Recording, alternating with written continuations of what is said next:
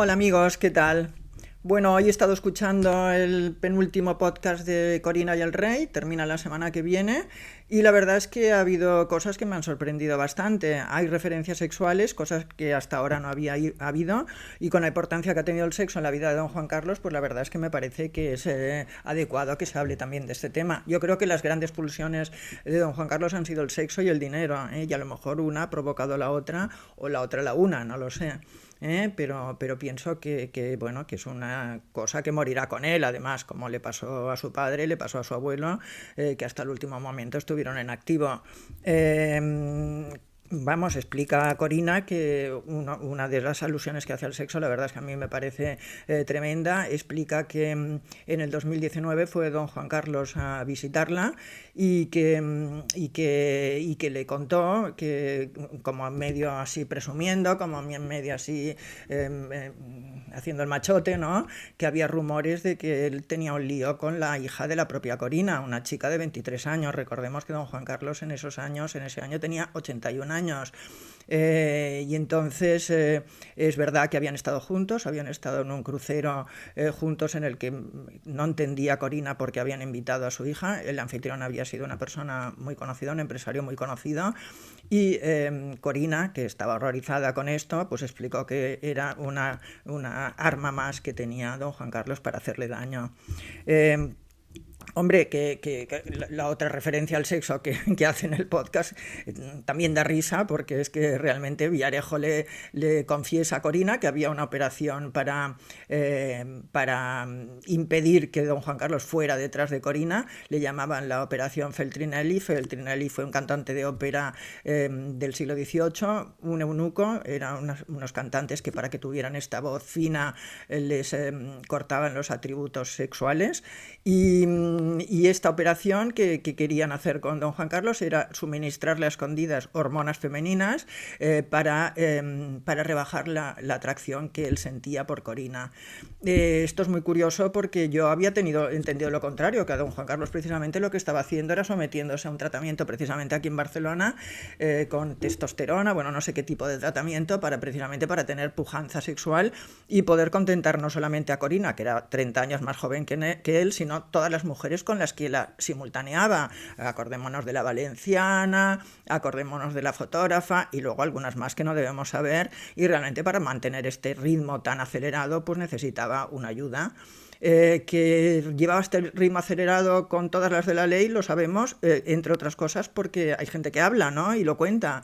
Entonces, en el año 2007, Antonio Bouza, que era un íntimo amigo de don Juan Carlos, había sido su preceptor en la academia, escribió un libro de memorias, y en este libro contaba que don Juan Carlos se había dirigido un día a él y le había dicho: oye, Bouza, todos estos problemas que tiene la gente de nuestra edad, todos estos problemas de próstata y todos estos coñazos de enfermedades de estas, yo nada, no tengo ningún problema y todo me funciona perfectamente. Claro, para tener tantas relaciones a la vez, pues la verdad es que necesitaba pues estar en plena forma, y creo que Corina pues era consciente de esto, y bueno, y ella misma lo ha contado en varios de sus intervenciones.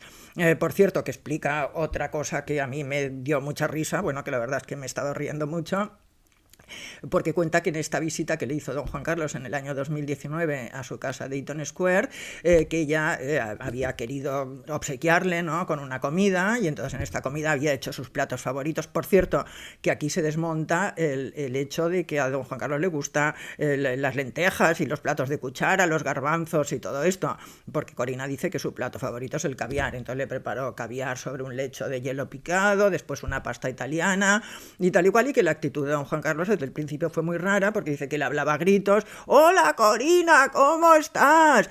Que se sentó y se iba arrimando con su silla, se iba arrimando a la silla de Corina, que se inclinaba hacia ella todo el rato, ¿no? Y que hablaba así mirando hacia abajo: hola Corina, ¿y el dinero qué? Todo el rato preguntando y repitiendo la pregunta, hasta que ella naturalmente pues se dio cuenta de que lo que le pasaba a don Juan Carlos era que estaba espiándola, o sea, que tenía un micrófono y que estaba estaba intentando grabar, sonsacarle y grabar toda la conversación.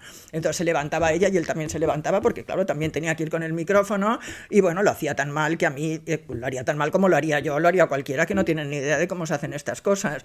Entonces a mí esto me ha parecido que en esa futura serie que tiene que escribir Javier Olivares, este tiene que ser el capítulo cómico de la temporada, porque es que de verdad que me daba muchísima risa. Bueno, hay cosas que realmente no hacen tanta risa en el podcast, pero bueno, yo me quedo con estos momentos.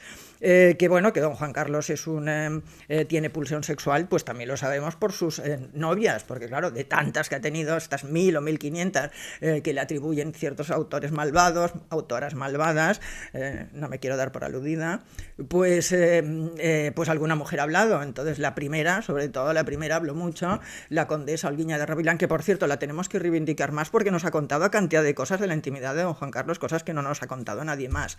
Ella ha escrito un libro de memorias, escribió un libro de memorias y luego concedió varias entrevistas a la revista italiana Oggi hablando de sus relaciones con el rey. Entonces cuenta en su libro que se conocieron en la Boat Muchacho el último día, el 31 de diciembre de 1956, en la fiesta de fin de año.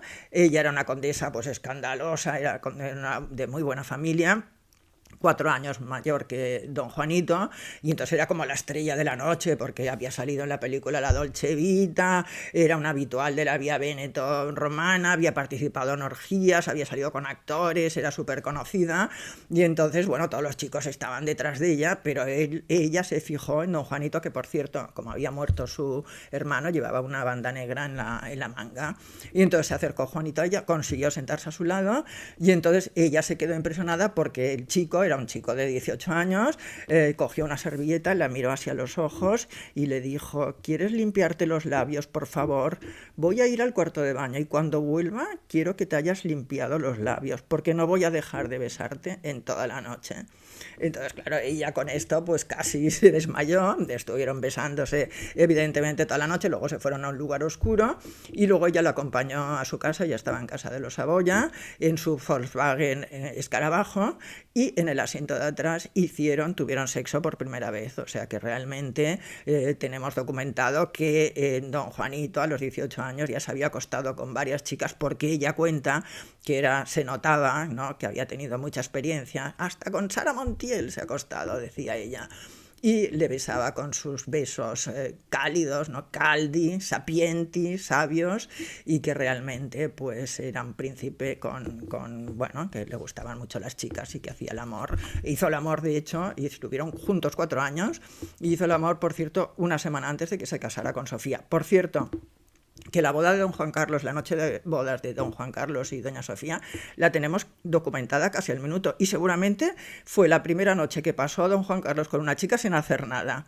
Y os cuento el motivo. Don Juan Carlos en los preparativos de la boda estaba alojado en Tatoy, en el Palacio de los Reyes de Grecia, y entonces con su cuñado, con Constantino, estuvieron haciendo el gamberro, haciendo karate, patatín patatán, y resulta que él se rompió el brazo, se cayó al suelo y se rompió el brazo y se hizo una herida.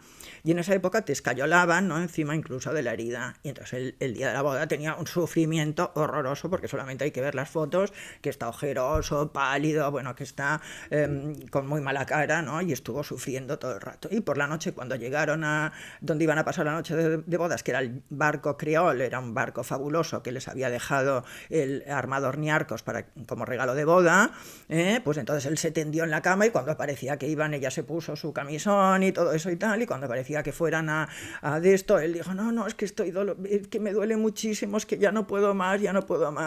Entonces doña Sofía, que tenía conocimientos de enfermería, había estudiado de hecho puericultura y enfermería, cogió unas pinzas, las pinzas de depilar, y pinza trocito le fue arrancando el yeso del brazo que tenía pegado a la herida, y creo que él daba pues unos alaridos espantosos.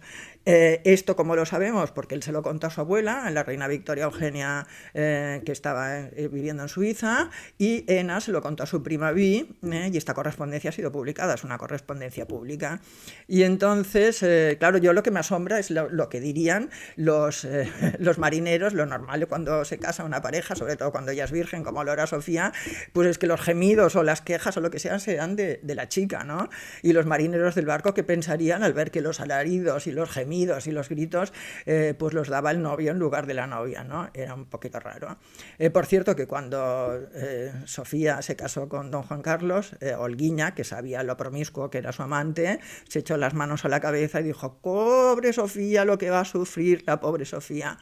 Y contó ella años más tarde, muchos años más tarde, ya tenía un blog, luego se convirtió en periodista. Bueno, un día hablaremos de ella porque tiene una vida muy interesante. En uno de sus blogs, de sus artículos, dijo: yo sé que aunque pasen muchos años, cada vez que escuche don Juanito una ranchera, una canción, se va a acordar de mí. Y esa canción era: un viejo amor, ni se olvida ni se deja. Bueno, amigos, espero que os haya gustado. Un beso a todos.